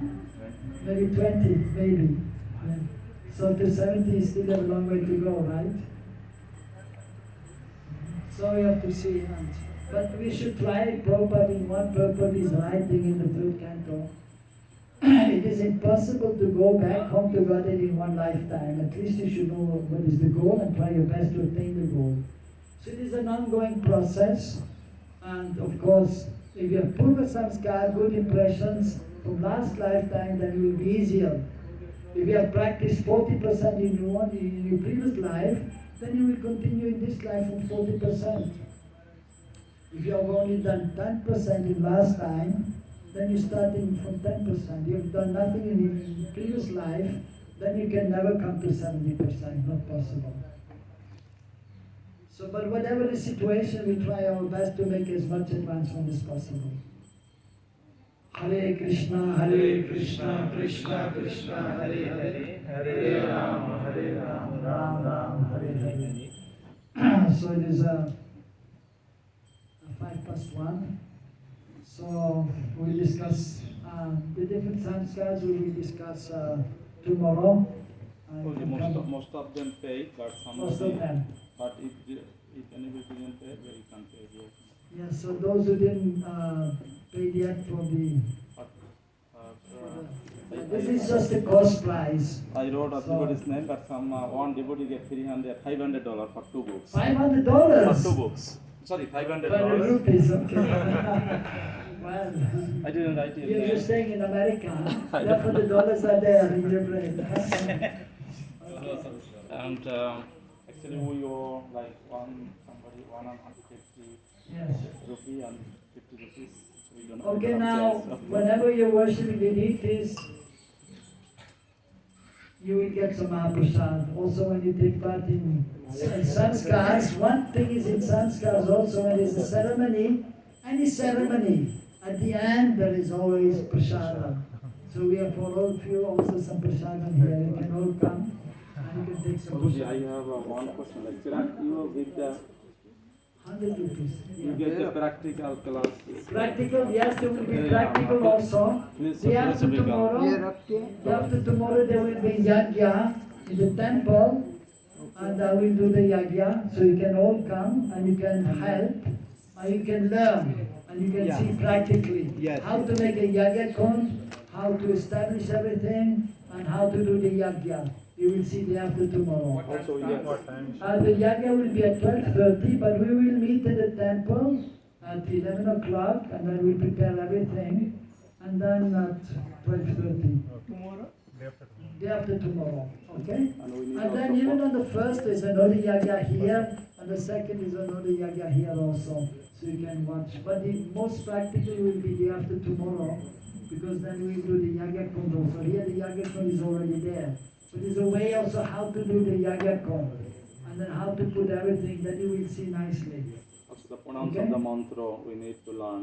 How to Yeah, pronounce pronunciation the of mantra, yeah, that may be there, but but we cannot, it is a 3 days course. But do you have any online class we can learn from far away? Because we cannot Yeah, have you can take my number and we can be in contact. Anyone who wants to contact me after the seminar, you can take my number and you can ask questions and I can help you also. Because the Samskar Brahman is very, very rare. You know, in America, you know, we cannot hire people. And it is so much There is a need of qualified brahmanas. Actually, I'm planning to have here also some facility for devotees But I'm requesting to you stay. on behalf of the foreign devotees, you know, if you have online class, we can learn at least basic, you know, how to put everything on order, and we can at the basic mantra we can pronounce, and we can do at least, you know, little bit. Yeah, we can do no problem. You can take my So number. we are doing little bit by reading Samskar books, but it is not practical. Yes. Always the best in all world, you know. So we can learn some. Yes, you can do. You can take my. Yeah, take some So day prasad. after tomorrow will be like a part of this seminar. Because Yes, the we'll be seminar part of the today, seminar, tomorrow, 3 days. and Yes, we'll be part of the seminar. I will show you in practical also how to make the yajna, how to establish everything. And if you have questions at that time, you can ask questions. From 11 till 12:30, and then you can see how the yajna is performed. Okay? Okay. Here, Hare Krishna. Srila Prabhupada ki jai.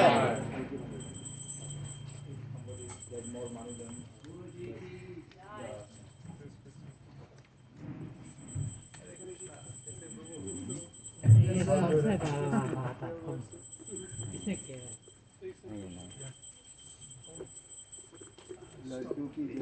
आप क्या कहोगे हाँ हाँ उसको वो करेंगे